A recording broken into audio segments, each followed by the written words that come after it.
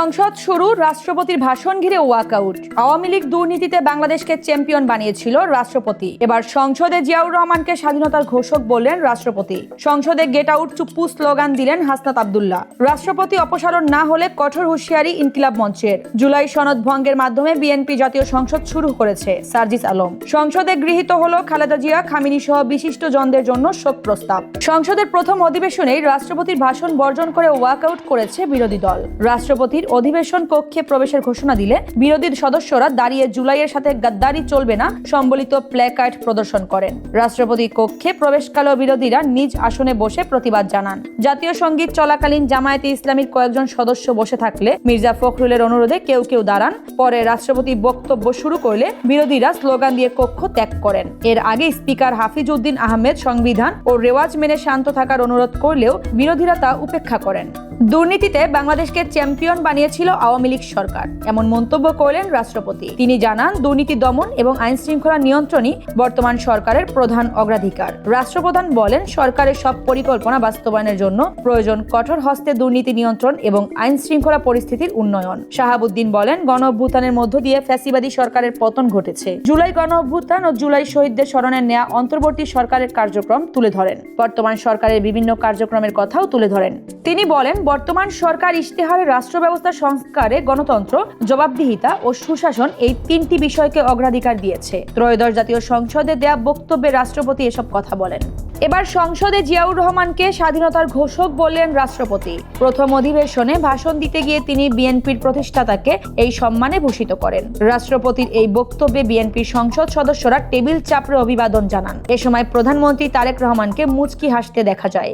এর আগে আন্তর্জাতিক নারী দিবসের অনুষ্ঠানেও তিনি একই মন্তব্য করেছিলেন। রাষ্ট্রপতি গণঅভ্যুত্থানকে ফ্যাসিবাদের পতনে এক ঐতিহাসিক ঘটনা হিসেবে উল্লেখ করেন। তিনি বলেন, হাজারো শহীদের রক্তের বিনিময়ে এক নতুন গণতান্ত্রিক বাংলাদেশের সূচনা হয়েছে। এছাড়া 2001 পরবর্তী বিএনপি সরকারের দুর্নীতি বিরোধী পদক্ষেপ ও দুদক আইন 2004 প্রণয়নে ভূয়সী প্রশংসা করেন রাষ্ট্রপতি।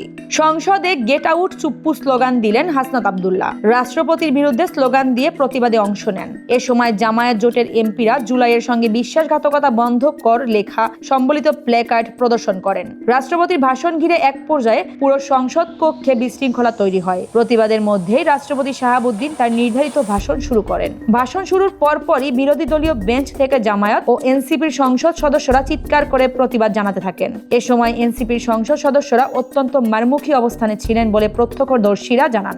মোহাম্মদ শাহাবুদ্দিন চুপ্পুকে রাষ্ট্রপতি পদ থেকে অপসারণ করে বিচারের মুখোমুখি না করলে সর্বাত্মক প্রতিরোধ আন্দোলনের ডাক দিয়েছে ইনকিলাব মঞ্চ। বিকেলে সংগঠনটি তাদের অফিসিয়াল ফেসবুক পেজে হুঁশিয়ারি দিয়ে বলেছে, আওয়ামী লীগের দোসর চুপ্পুকে রাষ্ট্রপতি পদ থেকে অপসারণ করে বিচারের মুখোমুখি না করলে সর্বাত্মক প্রতিরোধ আন্দোলন গড়ে তোলা হবে। এদিন সংসদে স্পিকার ও ডেপুটি স্পিকার নির্বাচনের পর বিরতি শেষে রাষ্ট্রপতির ভাষণের সময় বিরোধী দল ওয়াক আউট করে। তারা জুলাই নিয়ে গাদ্দারি চলবে না, জুলাইয়ের সঙ্গে বিশ্বাসঘাতকতা বন্ধ কর সহ বিভিন্ন প্ল্যাকার্ড হাতে আন্দোলনের হুঁশিয়ারি দেন। জুলাই সনদ ভঙ্গের মাধ্যমে বিএনপি জাতীয় সংসদ শুরু করেছে, এমন মন্তব্য করলেন এনসিপির সার্জিস আলম। এই এনসিপি নেতা বলেন, সনদ অনুযায়ী ডেপুটি স্পিকার বিরোধী দল থেকে হওয়ার কথা থাকলেও বিএনপি নিজস্ব সদস্য ব্যারিস্টার কায়সার কামালকে এই পদে বসিয়েছে। এছাড়া ফ্যাসিস্ট আমলের রাষ্ট্রপতির কাছে শপথ নিয়ে বিএনপি পুনরায় স্বৈরাচারী ধারাকে প্রশ্রয় দিচ্ছে বলে তিনি অভিযোগ করেন। বিএনপির এমন আচরণ জনগণের জন্য ভালো কোনো বার্তা নয় বলে তিনি হুঁশিয়ারি দেন। পঞ্চগড়ে এক পুরস্কার বিতরণী অনুষ্ঠানে তিনি একথা বলেন।